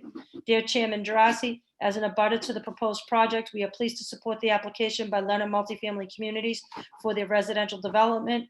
We look forward to an improvement at this property and hope that this project will lead to continued revitalization in this district. Please feel free to contact us with any questions. Sincerely, Liz and Jared Kyrley, Bone Up Brewing Company, 38 Norman Street. The last letter that I have here, again, addressed to the Zoning Board of Appeals, 485 Broadway, Everett, Mass. 02149. Application for site plan approval, Leonard Multifamily Communities, owner 65 Norman Street, LLC. Dear Chairman Gerasi, as co-founder and president of Night Shift Brewery located at 87 Santilli Highway, Everett, Mass, as well as in abutter to the proposed project, I am pleased to support the application by Leonard Multifamily Communities for their residential development. I look forward to an improvement at this property and hope that this project will lead to continued revitalization in this district and the city. This will be a significant enhancement to its current use. I am also a homeowner and resident of Everett and endorse this project as a resident as well. Please feel free to contact me at rob@nightshiftbrewing.com should you like to discuss any further. Cheers, Robert Burns, co-founder and president of Night Shift Brewery. And those are the 4 letters. So at this time, I'd like to open up this to the public forum. And do we have anybody in the house that's ready to speak, whether they're in favor or opposed to this petition? Madam Chairwoman, Michael McLaughlin, 9 Baldwin Place, Ward 6 City Councilor and candidate for state representative. Good evening, members of the board. I appreciate your time and your due diligence here this evening. 2 hours into this meeting, I've learned a lot more than I knew. I have one question for Mr. O'Neill or for the developers, and it is a question that I've asked So, to Mr. everybody. McLaughlin, remember, we don't cross, just so speak to the board, okay? Okay, that's fine. Yep, absolutely, Madam And Chairwoman. then he can answer it after, later on. Sure. And the most prudent question that I have is, has there been a neighborhood meeting held on this development? Knowing the village as well as I do, knowing it most of my life, it's one of the most congested areas in the city of Everett, and it's continued to get more congested year after year with new development and new businesses opening up. We have a charter school that opened up on Plymouth Street. We have a development on Laurel Court that's on development. We have the Adams School. There are a couple of ways to get to this site. One is crossing the Air Force Road development, which would impact the streets down on Ward 6 off of Main Street, Prescott, Pearl Street, Everett Street, all of those streets. The other way is coming up over the Towson Street Bridge and being able to cross, take a right on William Street, and then getting into the site that way. So I'd like to know if there's been a neighborhood meeting to discuss this. Obviously, with the face of the coronavirus, we can't have the typical neighborhood meeting that we would have, but I have a long track record of supporting projects in the city of Everett that meet neighborhoods' desire, and whether or not the neighborhood is in favor of it or not has been the way I have supported this. And my past history of this board goes back to the days of Dave Rigucci, when only Mike D'Antone was the only member on this board, as a young person learning zone and how it impacts our community. It's easy to say during an election year that you're in favor of bringing housing into the city of Everett, or that it's easy to say in the face of the coronavirus pandemic that housing is needed in our city. Absolutely, fully agree with those statements. The fact of the matter is, I've spent my whole entire life trying to redevelop our community one lot at a time that makes sense for the future of our community. So having impact from the neighborhood is very important to me as the ward city councilor. And I think that is something that we need to address before a final vote could be had on this. And I don't know if that can be done over Zoom. We saw at 983 Broadway last week. We came 1 week. I asked for a 2-week delay, which was granted. And several neighbors came up and spoke passionately about how detrimental that would be to their neighborhood if that was passed. And I think that was because Mr. Soper and Mr. Susan went well above and beyond their call of duty to be able to get to the residents and allow them to understand how they could sign on to Zoom and be a part of that discussion. And when they realized the way that they could participate in that, they felt as though they had a voice at the table. So that is a big factor that needs to be answered tonight, is whether or not there's been a neighborhood meeting. And if not, I don't think a vote is reasonably expected to be had until a neighborhood meeting is had in the neighborhood of the village section of Everett can be heard. Thank you, Mr. McLaughlin.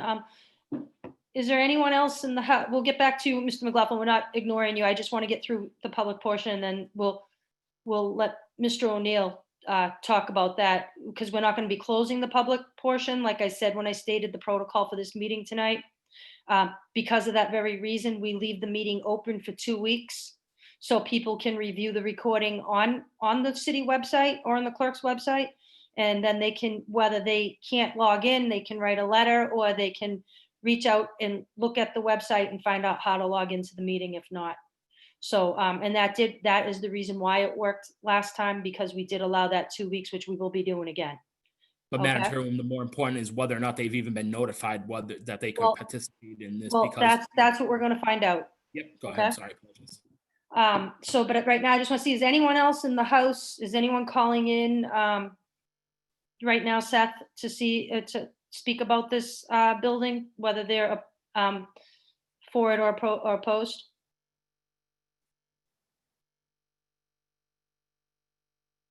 Sure.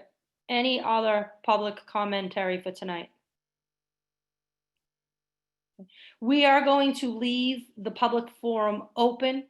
However, I am going to allow Attorney O'Neill to address Mr. McLaughlin while keeping the public forum open, just so Attorney O'Neill can have a fair shake at setting up neighborhood contact if he hasn't done so. And if he has, then he can just let Mr. McLaughlin know what he's done. Simply, okay? Madam Chairwoman, thank you. And thank you, Councilor McLaughlin. As is my practice in undertaking any representation of a project in the city, I am very cognizant of the need for public participation.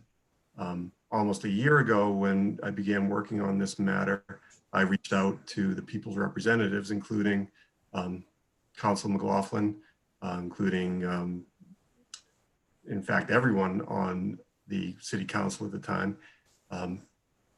and got absolutely overwhelming support from everyone I spoke to on the elected bodies.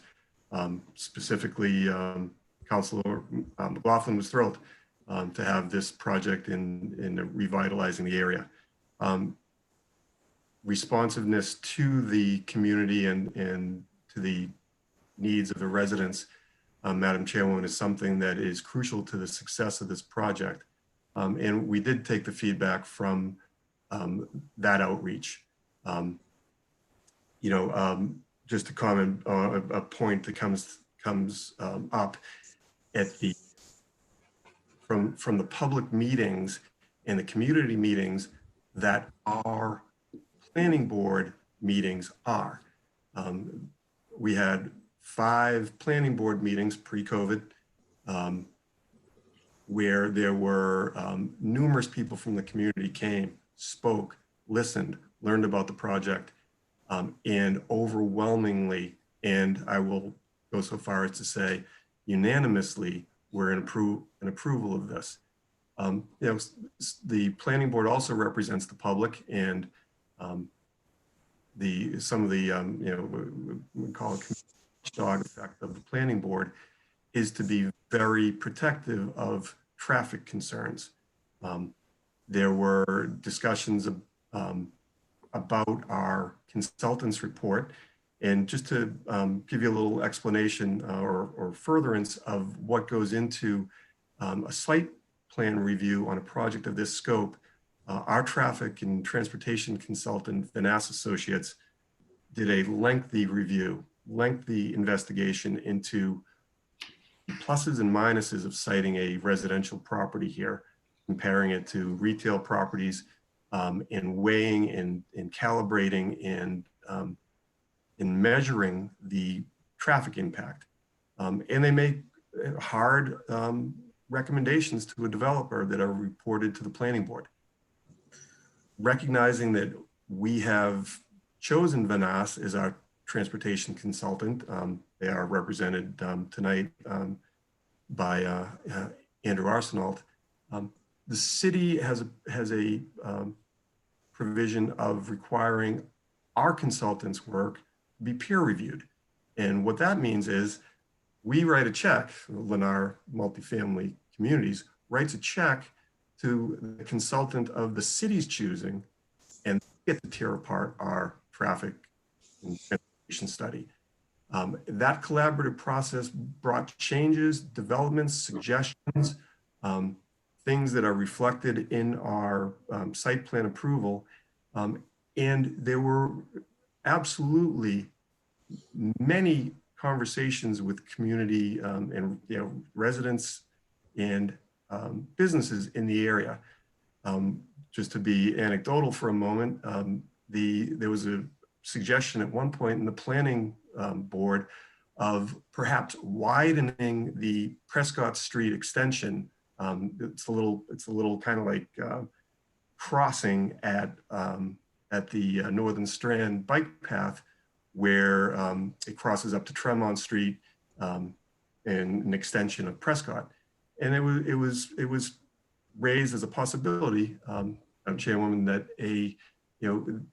trucks and cars have difficulty getting by that passage because it's somewhat narrow. And in response to concerns raised by Councilman McLaughlin, he suggested that would be greatly impactful on the neighborhood, and he was adamantly opposed to any widening of that Prescott Street extension. So, and as such, that was something that we went back to the planning board and suggested wouldn't be appropriate as a traffic mitigation effort. And we appreciate the input that was brought to this process by the councilman. Other community members that we spoke to, our closest neighbors, Duncan Galvanizing, there are elements of the plan that have developed in response to their concerns. A major employer in this city Teddy Peanut Butter, Mr. Hintlian came to those public meetings, those neighborhood meetings held at the City Hall by our planning board, and learned about the project and made one request that we have taken to heart, which is we will not interfere with the operation of business in this area. We cannot, and we're going to take steps to show that we will not. The environmental outreach that was done, there were on-site meetings with EP. There were hearings held at City Hall where the public responded, came out, learned about our project, and contributed to it, made suggestions. One of the things, another anecdote, one of the artists who is works in some industrial space in the Barbarian property suggested that, you know, some of our community space might be well served by local artist exhibits. So this process, Madam Chairwoman, has been incredibly public, has been greatly improved by the participation of all of our residents and through the suggestions and insights of those concerned local residents brought to our attention by their capable elected counselors and planning board members. So I think that gets to my feelings on public participation. This project has been shaped by, improved by, responsive to, and beholden to public participation that has brought it this far in what has been a tremendously transparent process. And we appreciate every bit of input that all of our elected officials who have learned about the project through conversations, inquiries, and responses to my outreach have made, and they have been many, including, of course, Councilor McLaughlin. Mary, you're muted. Sorry, thank you. Thank you, Mr. D'Antoni. So thank you, Attorney O'Neill. We appreciate that.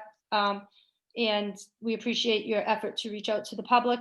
At this time, I'm going to make one last question just for tonight. Is anyone out there calling in for public response?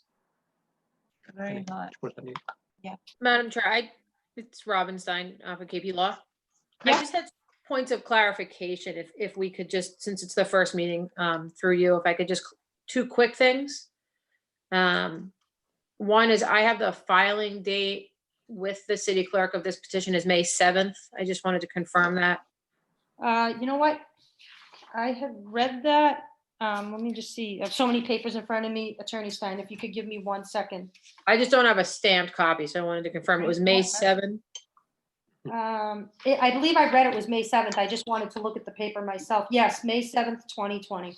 Okay, and then one other just quick question. I noticed on the application form itself that all of the boxes for both appeal, variance, and special permit are checked off. From listening to the presentation tonight, it doesn't sound like any of the building inspector's decisions are actually being appealed. And I just wanted to clarify that the application is just for variances and a special permit. Yeah, the one special permit and the rest are, so it's one special permit and I have 12 variances, so 13 items altogether.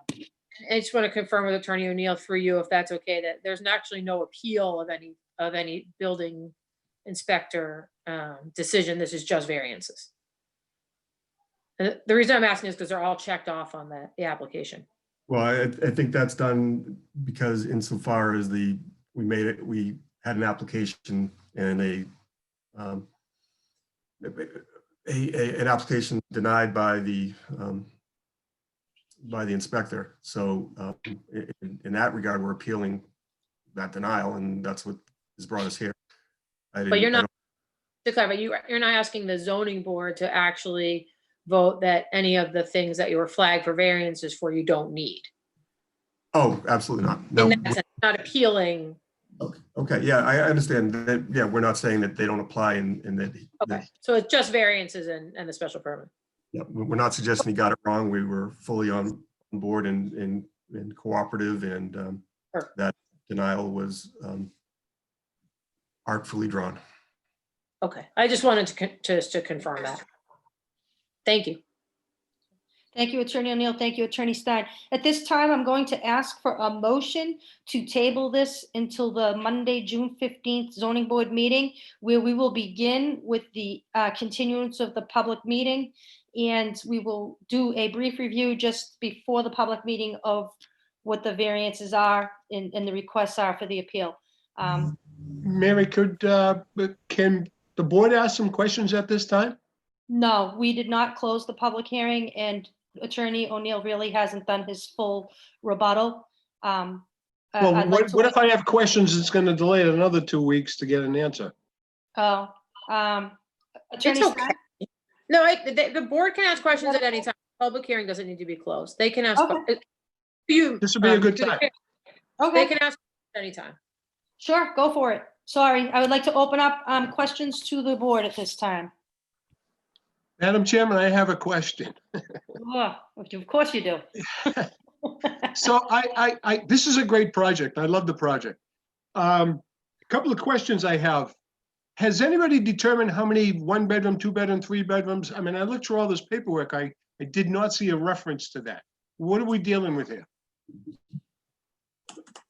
I think we're somewhat fluid there. I can maybe call in Dan Lee to give us some comment, or he might want to defer to Tom Schultz.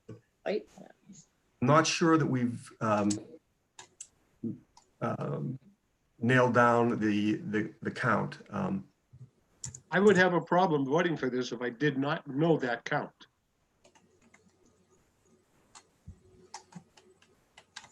I would be very interested to see how many multi-bedroom units you have, as opposed to single, commuters, for instance, from the new generation. I can speak to that if it's helpful.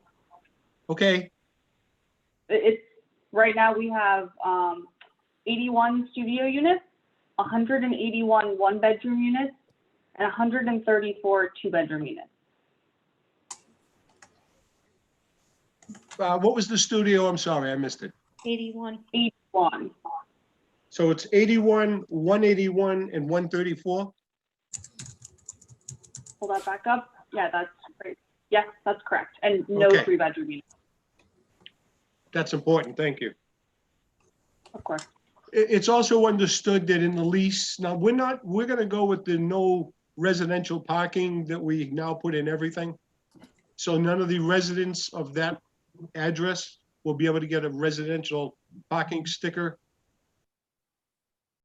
That's And correct. in their lease, it should state that they understand that no parking is available. and That's will not- correct. Okay. Let's see what else I might have. Oh, when they did the traffic study, so we have that other big project on Air Force Road on the right-hand side, which is really Waters Ave. But they built that so the garage actually comes out to Air Force Road, or at least a part of it, I guess. I don't know how it works. But was that figured into the traffic study of that road? Yeah, absolutely. I don't know if Andrew Arsenault wants to chime in, but the existing conditions, the counts were included. So we weren't, they weren't being theoretical. They actually, counted cars and took into account what was there. I just didn't see if it went all the way over to the Waters Ave side of Air Force Road.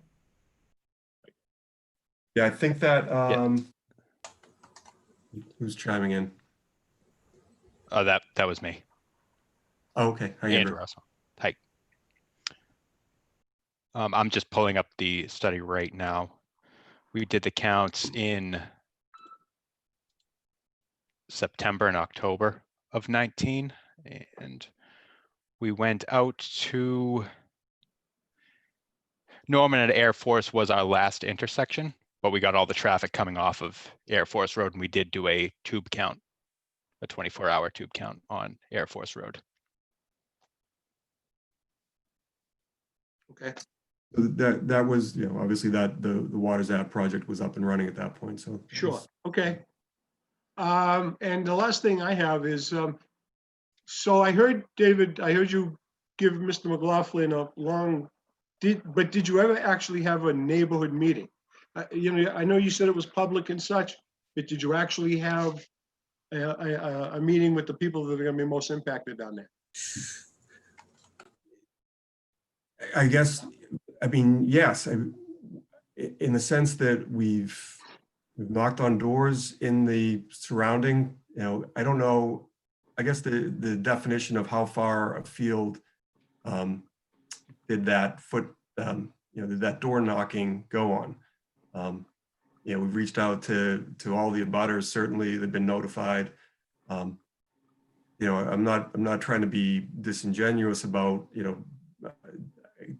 I don't think we set up a tent in Everett Square and said, this is a project that's going on. But, that's what this process is. This is the public process. We're almost a year into it. Over half a dozen public hearings. By no means are we, hiding from public involvement. We've spoken to our local newspapers. We've put our advertisements in. We've spoken at the Chamber of Commerce meetings.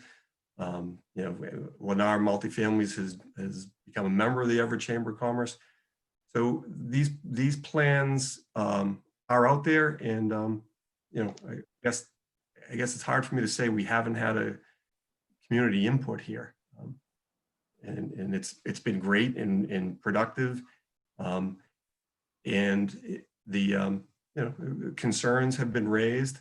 I look to people that I know that live in that area. And it was a revelation to me that people actually do use Air Force Road to get to that side of the village. It would just mean it seemed like it would make more sense to go Main Street, but the numbers work, and the volume of expected traffic added by this project is such that the roadways can handle it. So yeah, we're not shoving anything down anyone's throat by any means, and it's been a great process in terms of the public participation. Mr. McLaughlin, you still with us? I'm here, Mr. Danton. So I really kind of, I'm citing you a little bit about and I know what you mean by a neighborhood meeting. If it wasn't for the virus, I'd talk about a barbecue in Sacramento Park. But that being said, what is an option to, have you heard complaints or? So let me just say that Mr. O'Neill says that I have said that I'm in favor of this project. That's absolutely accurate. I think that Mr. O'Neill in this development, we are very fortunate to have come into the city and to look to redevelop a site that has been underutilized most of my life. I've talked to some of the members on this board just about this past week about that site has never been utilized other than storing those containers on there that nobody ever used. I don't quite understand why they've been there. But that being said, if you took the neighborhood that I'm talking about, if you were to take the left-hand side of Tyleston Street, the neighborhood of the village, the village is a very unique section of Everett versus others that we have cut before. I'm going to have to cut you off because I really started a cross that I shouldn't have started. But I just wanted to make sure that I didn't have to make that a condition for me to state with. Yeah, that was my concern, because my concern would be the residents as well. And I wanted to know if you had heard anything, because I haven't. I have heard from some of the residents of the village to answer your question in quick answer. Okay. Thank you. I'm done, Madam Chairman. Okay, so at this time, I'd like to ask for a motion. We will continue this meeting in 2 weeks where we have other board members. Hang on. Roger Thistle has a question. Go ahead, Roger. Well, not so much a question, just a clarification. I think it was covered in the presentation by Mr. Schultz. The number of inclusionary units, was it 39? I just want to clarify it for the public. 59. 59, okay, that's even better. Okay, and like Mr. D'Antoni said, I think it's a great project. I'm not speaking as a zoning board member, but almost as an abutter. I live in that first residential neighborhood just east of the project on the other side of the Northern Strand Trail. And actually I live on Prescott Street, which is the entrance to the Air Force Road. So I'm glad to hear as a resident that you're not, going to widen that. It was proposed to widen that entrance, and I'm glad that that's not going to happen as a resident of the neighborhood. But I think it's a great project. And that's all. I just need a clarification on the inclusionary. Thank you.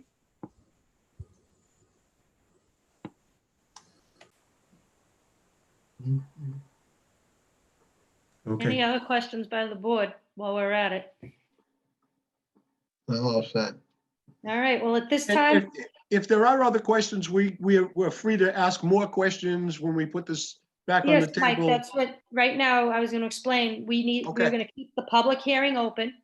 And then the board will have its opportunity to ask as many detailed, as long, whatever questions, once we hear all of the public commentary.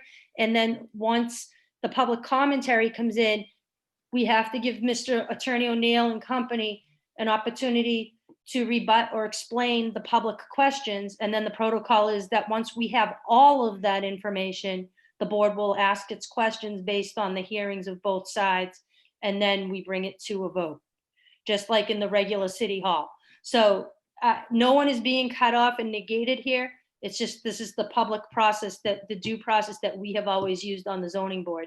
And it's only fair to the petitioner to have that opportunity to hear all of the public commentary, respond to the public commentary, so the board can clearly understand both sides and formulate their questions based upon that as well, with full knowledge of all areas. So at this time, in order to do that process via Zoom, we need to continue this meeting for 2 weeks so more public commentary can come in, and the public in the neighborhoods can have an opportunity, which this has been going on since March now, to watch the recording of this meeting and formulate questions, which is actually a better and more detailed opportunity than just if we were meeting at City Hall in a one-night stand, so to speak, and voting on it. Or Madam continue. Chairwoman, could I interject for 1 second? Sure. Sure. I can also send over the minutes from the previous planning board meetings as well. I've also had conversations with abutters in the area, because we notify all the abutters. Actually mailing out letters to all the condos were kind of a pain in the butt, because there were about like 60 or 70 abutter notifications that we had to do as part of the letters. But I'd be happy to send the board over meeting minutes from the December 9th meeting, January That would be meetings, wonderful if you- and also the February, March meetings. That would be wonderful. If you don't have, you can email it to me and I'll forward it, or you can email it to the whole board as a whole, whatever you choose, or whatever information you Sure, have. they should be on the agenda minutes section on the website, but I'll just send the whole bulk so you guys can have a nice reading session. Okay, yeah, no, that would be great. Shane, most helpful, and thank you for that offer. Oh, no problem at all. Appreciate it. And So, Madam Chairwoman, insofar as we need to assent to that continuance, we certainly do. I think it'd be a great opportunity to hear from our community members, perhaps especially in light of the fact that we've got some economic development coming to our city in a time of economic uncertainty. So I'm really pleased to have an opportunity to hear from people about the excitement of a continued economic development, despite some dark news from other places. And maybe just a further plug on this. I think Steve Martirano mentioned about our upgrades to the city infrastructure, water lines, and as part of our transportation, we're rebuilding sidewalks, or in fact building sidewalks where they don't exist. So the economic and life improvement in the area is something that I think our public would greatly love to comment on, and look forward to hearing that when we resume. thank you so much, Attorney O'Neill, and thank you for your consent. At this time, with the board will need a motion to table this meeting until the Monday night, June 15th ZBA meeting, to continue with the public hearing petitioner rebuttal and zoning in the actual board member questions. Mary, will that be at 7 o'clock and likely remote as well? Yes, 7 o'clock and remote. It's as far as I know, we are remote until further notice. I have not been told anything different. Public can just check the agenda for how to participate. Yes, and as soon as, honestly, if we hear anything different between now and then, the petitioner and all the attorneys, everybody will get that word out as soon as possible. But I'm assuming, because that meeting's only 2 weeks away, that that's not going to happen. Probably not until at least July, if so. Because Thank of you. time and letters and so forth and so on. Thank Madam you. Chairman, I would like to make a motion to lay this on the table to our June 15th meeting via Zoom at 7 PM. Roger, this will second that motion. We have a motion to lay this meeting on the table until the June 15th meeting at 7 PM and has been seconded by Roger Thistle. All those in favor? Aye. Aye. Okay, the motion to lay this on the table and this meeting on the table until June 15th has been passed. So tonight, that would be it. Thank you for your time, everybody. And have a great night. Thank you, ma'am. At this time now, we have a couple of things, board members, if you could stay on. We just, Madam Chairman, I need to make a motion that we accept the meetings from the last meeting. perfect, The meeting, the minutes from the last meeting. gotcha. So there's been a motion made to approve the minutes from the last meeting. Has that been seconded? Roger, this will second that motion. Motion to approve the minutes from the last meeting have been made and seconded. All those in favor? Aye. Aye. We need one more motion, I believe. Only to adjourn. Yes. Okay, motion to adjourn. I second the motion. Motion to adjourn this meeting has been made and has been seconded by Paul Calamata. All those in favor? Aye. Aye. All right, motion is adjourned. Meeting. Thank you all. I'll see you in 2 weeks. Bye, Robin. Thank you. Thank you. Have a great week. Mary, before you cash in for the night, can you give me a ring? Mary. Yeah, Mary. Sure, no problem. Just gotta run to the ladies' room first, Mike. Okay. I've I'm been sorry. dying for an hour. I wanted to kill you. Go. I have literally, because there's no way to say, can I take a 2-minute recess on a Zoom meeting? And Just get out turn my- the camera off like all of us do. Turn the camera and move I off. don't know You how can to hear hide it. my screen. I was dying. All right, guys. All right. Have a All good right. night, guys. We're all set. Thank you.